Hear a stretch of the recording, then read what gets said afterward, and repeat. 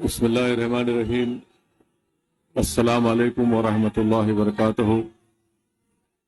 شاہی نشین پر تشریف فرما وزیر اعلیٰ تلنگانہ محترم جناب ریونت ریڈی صاحب، ایڈوائزر اقلیتی بہبود بیکورڈ کلاس اور دلت جناب محترم محمد علی شبیر صاحب، نو منتخب شدہ رکن پارلیمان جناب یادو صاحب، میرے تمام مجلس اتحاد المسلمین کے اراکین اسمبلی و رکن قانون ساز کونسل اور تمام دیگر سیاسی پارٹیوں کے ذمہ داران، میں سب سے پہلے اپنی جانب سے اور حیدرآباد کی پارلیمنٹ کی عوام کی جانب سے جناب ریونت ریڈی صاحب کا، وزیر اعلیٰ کا، حیدرآباد کے اس قلب میں، حیدرآباد کے اس دل میں ہم آپ کا خیر مقدم کرتے ہیں، آپ کا ویلکم کرتے ہیں۔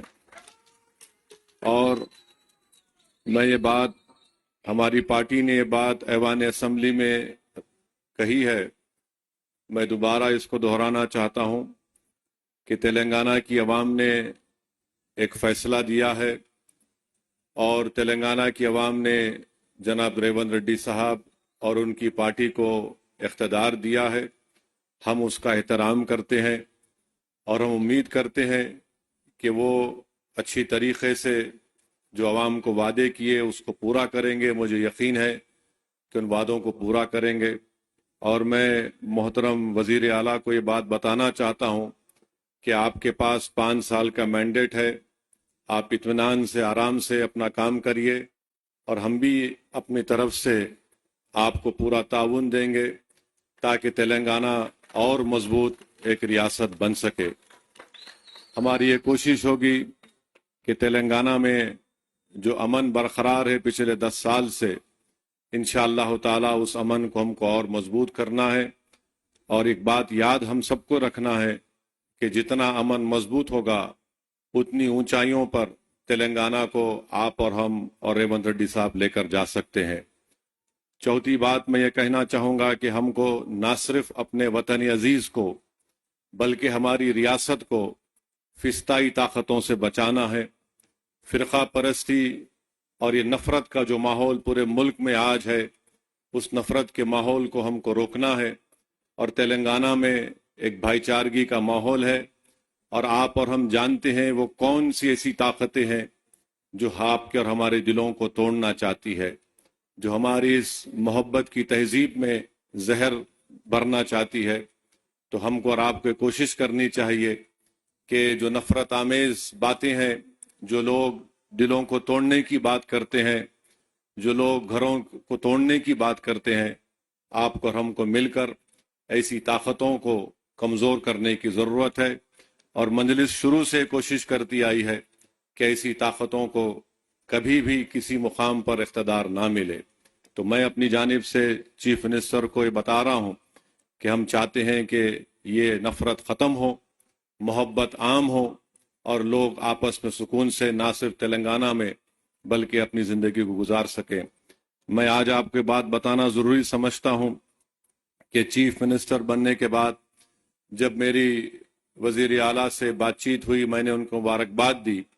اس کے بعد میں نے ان سے کہا کہ پرانے شہر میں حلقہ اسمبلی یاقوت پورہ میں 3 روڈ وائڈننگ کروانا ہے اور بہادر پورہ اسمبلی حلقے میں انجن بولی میں بس ڈپو سے لے کر وٹے پلی کی مندر تک، یاقوت پورہ میں شیخ فیض کمان سے ڈبل پورہ برج، اور دوسرا ناگا بولی کی روڈ، اور تیسرا یاقوت پورہ بڑا بازار سے مدرسہ رحمانیہ بھوانی نگر کی روڈ۔ تو میں سی ایم نے مجھ سے پوچھا کہ کتنی رقم کی آپ کو ضرورت ہے؟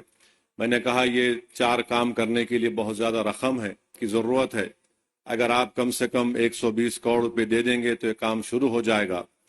تو مجھے 2 دن کے بعد سی ایم نے فون کر کے بتایا کہ میں نے 200 کروڑ روپے کا جیو جاری کیا، اسد صاحب آپ یہ روڈ وائڈننگ کا کام کروائیے۔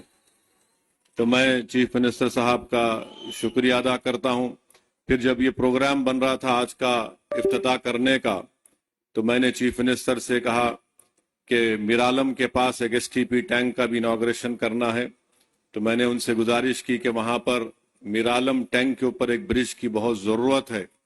ہم لوگ تو نہرو زو سے آرام گھر تک ایک فلائی اوور بن رہا ہے، مگر یہ برج کی ضرورت ہے. تو الحمدللہ ابھی CM صاحب مجھے بتائے ہیں کہ انہوں نے اس کی ٹیکنیکلی منظوری دی ہے، اور انشاءاللہ تعالی وہ برج کا بھی عنقریب میں حکومت کی طرف سے اس کو منظوری مل جائے گی.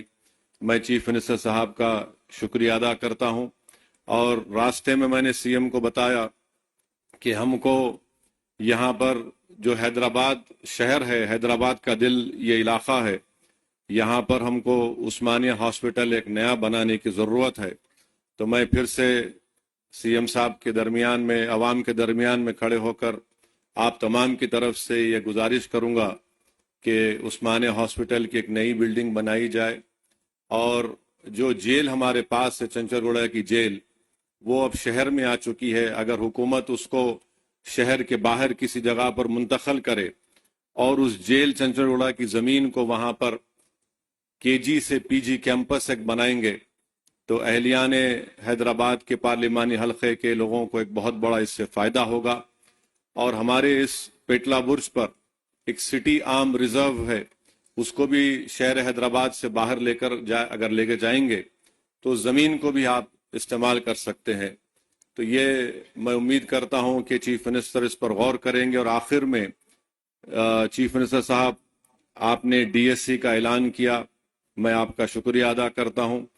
اردو میڈیم کے پوسٹ کو اگر آپ ڈی ریزرو کریں گے تو اس سے جو بچے اس ڈی ریزرو اگر نہیں کریں گے تو کئی پوسٹ خالی جائیں گے.